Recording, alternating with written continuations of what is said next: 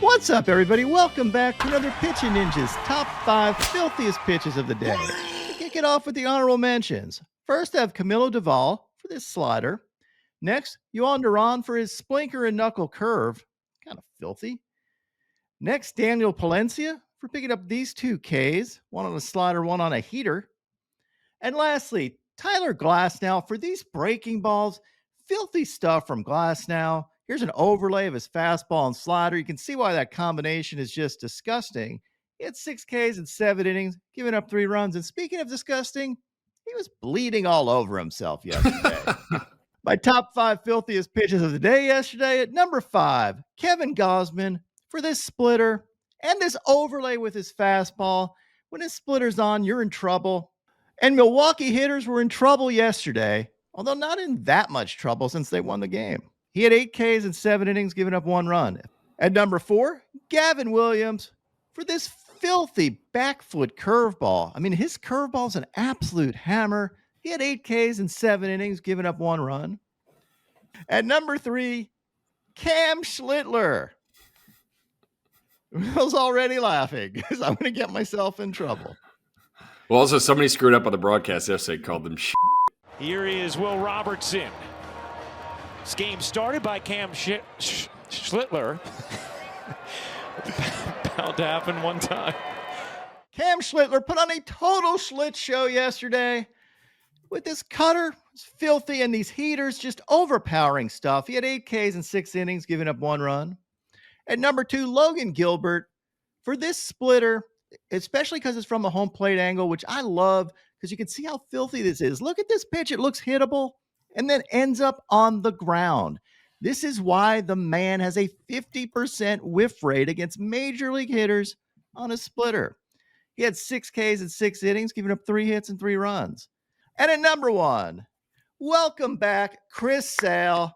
And welcome back with a vengeance, getting this swing and sting slider on Real Muto, hitting him right in the foot here. First, no one knows why he's walking off. It's because if you swing and miss and it hits you, it's a dead ball strikeout, or you have to play dick out, walk away to dugout. 1 of the 2. Rarely seen, but it is an option. He also had this half inning where he K'd the side looking for only the 2nd time in his career. He went 6 innings with 9 Ks. Nice. Giving up 1 run on 3 hits. It was just the old Chris Sale we know and love. Now, on the Ninja Notes, Shane Smith had 7 Ks in 6 1/3 innings, giving up 2 runs. Christopher Sanchez had 8 Ks in 7 innings, giving up 1 run.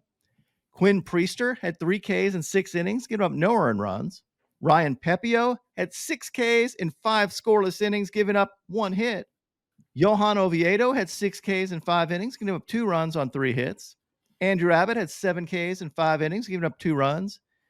He faced Michael McGreevy, who pitched really well, but had no Ks in 6 innings. So we'll just sing Pearl Jam because his name just reminds me of Mike McCready. Only sensible thing to do. Michael McGreevy had no Ks in 6 innings. Spencer Argetti, the spaghetti pirate, had 8 Ks in 6 1/3 innings, giving up only 1 hit and 1 run, and that 1 hit was a home run. So what, Will? It doesn't count. It doesn't count. He faced Kyle Hendricks, who had 2 Ks in 6 innings, giving up 1 run. Taj Bradley had 6 Ks in 5 innings, giving up 1 run on 1 hit, and that 1 hit was a home run. So what, Will? It doesn't count, man. It does not count again. He faced Nick Pivetta, who had 6 Ks in 5 innings, giving up 3 runs. Jack Flaherty had 4 Ks in 5 2/3 innings, giving up 1 run. He faced Stephen Kolick, who had 3 Ks in 6 innings, giving up 1 run. Tyler Rogers had 5 Ks in 7 innings, giving up 1 run.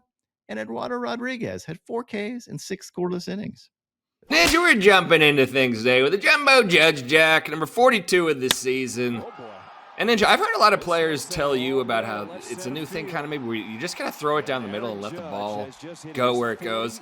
The one problem is if you hit your spot, you've just thrown a middle meatball to a behemoth named Aaron, and he's going to spank it to a nameless fan in the outfield. But Ninja, the dong of the day comes from Kansas City, and we are all witness as Bobby Witt Jr. walloped his 8th inning game-winning whack This was Bobby Baseball's 20th of the season. All 4 of his seasons, he's at 20-plus homers and 30-plus steals. Is that a cool stat? I don't know. But this game winner from Witt, Dong of the Day.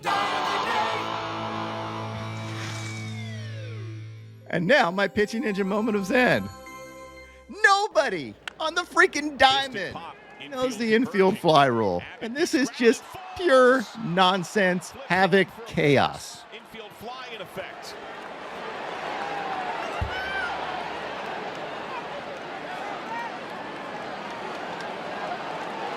And the point skyward for infield fly. Tag applied.